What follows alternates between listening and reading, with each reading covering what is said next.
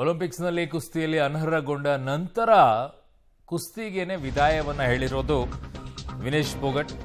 ಅನರ್ಹತೆ ಪ್ರಶ್ನಿಸಿ ಈಗ ಕ್ರೀಡಾ ಕೋರ್ಟ್ ಮೊರೆ ಹೋಗಿದ್ದಾರೆ ವಿನೇಶ್ ಅವರು. ಬೆಳ್ಳಿ ಪದಕಕ್ಕಾಗಿ ಕ್ರೀಡಾ ಕೋರ್ಟ್ಗೆ ಮನವಿಯನ್ನ ಫೋಗಟ್ ಸಲ್ಲಿಸಿದ್ದಾರೆ. ವಿನೇಶ್ ಪರವಾಗಿ 4 ಪ್ಯಾರಿಸ್ ವಕೀಲರು ವಾದವನ್ನ ಮಾಡ್ತಾ ಇದ್ದಾರೆ. ಕೆಲವೇ ಕ್ಷಣಗಳಲ್ಲಿ ತೀರ್ಪನ್ನ ಕ್ರೀಡಾ ಕೋರ್ಟ್ ನೀಡಲಿದೆ. ಒಂದು ವೇಳೆ ಕ್ರೀಡಾ ಕೋರ್ಟ್ ವಿನೇಶ್ ಪರವಾಗಿ ತೀರ್ಪು ನೀಡಿದ್ರೆ ಐಒಸಿಯಿಂದ 2 ಕ್ರೀಡಾಪಟುಗಳಿಗೆ ಬೆಳ್ಳಿ ಪದಕ ಸಿಗುವ ಸಾಧ್ಯತೆ ಇದೆ.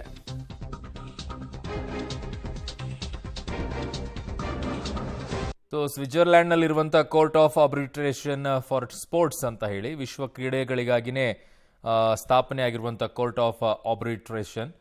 ಇಲ್ಲಿ ಈಗ 4 ವಕೀಲರು ವಿನೇಶ್ ಫೋಗಟ್ ಪರವಾಗಿ ವಾದವನ್ನ ಮಾಡಲಿದ್ದಾರೆ.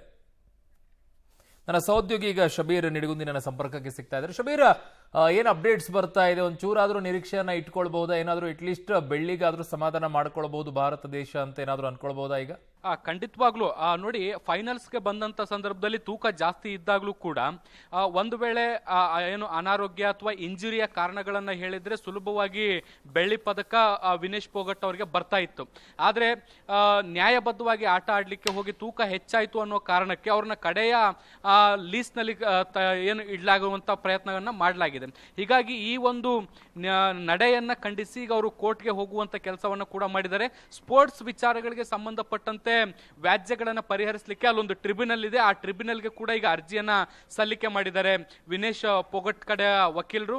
ಮುಖ್ಯವಾಗಿ ಇಲ್ಲಿ ಡಿಮ್ಯಾಂಡ್ ಅನ್ನ ಇಟ್ಕೊಂಡಿರುವಂತದ್ದು ಫೈನಲ್ಸ್ ವರೆಗೂ ಕೂಡ ಬಂದಿದ್ದಾರೆ. ಫೈನಲ್ಸ್ ವರೆಗೂ ಕೂಡ ನಿಯಮಬದ್ಧವಾಗಿ ಆಟಗಳನ್ನು ಆಡಿರುವಂತಹ ಹಿನ್ನೆಲೆಯಲ್ಲಿ ಕನಿಷ್ಠ ಬೆಳ್ಳಿ ಪದಕವಾದರೂ ಕೊಡಬೇಕು ಅನ್ನುವಂತ ನಿಟ್ಟಿನಲ್ಲಿ ಒಂದು ಅರ್ಜಿಯನ್ನು ಕೂಡ ಸಲ್ಲಿಸಿದ್ದಾರೆ. ಇದಕ್ಕೆ ಸಂಬಂಧಪಟ್ಟಂತೆ ವಿಚಾರಣೆ ಕೂಡ ನಡೀಬೇಕಾಗಿದೆ. ವಿಚಾರಣೆ ನಡೆದ ಬಳಿಕ ಬೆಳ್ಳಿ ಪದಕವನ್ನ ಕೊಡಬೇಕಾ ಬೇಡವಾ ಅನ್ನುವಂಥದ್ದು ಕೋರ್ಟ್ ನಿರ್ಧಾರ ಮಾಡುತ್ತೆ. ಒಂದ್ ವೇಳೆ ಕಾನೂನು ಹೋರಾಟದಲ್ಲಿ ಯಶಸ್ಸು ಸಿಕ್ಕರೆ ಯಾವ ಪದಕವೂ ಇಲ್ಲ ಅಂದುಕೊಂಡಂತ ಸಂದರ್ಭದಲ್ಲಿ ಬೆಳ್ಳಿ ಪದಕ ಸಿಗುವಂತ ಸಾಧ್ಯತೆಗಳಿದಾವೆ. ಒಂದ್ ರೀತಿ ಕಡೆಯ ಕಾನೂನು ಹೋರಾಟವನ್ನ ಮಾಡುವಂತ ಪ್ರಯತ್ನವನ್ನ ಕೂಡ ಈಗ ಸದ್ಯಕ್ಕೆ ಮಾಡಲಾಗ್ತಾ ಇರುವಂತದ್ದು. ಇನ್ನೇನು ಸ್ವಲ್ಪ ಹೊತ್ತಿನಲ್ಲೇ ಇದಕ್ಕೆ ಸಂಬಂಧಪಟ್ಟಂತೆ ಒಂದು ಆದೇಶ ಹೊರಬರುವಂತ ಸಾಧ್ಯತೆಗಳಿದಾವೆ. ಅರುಣ್.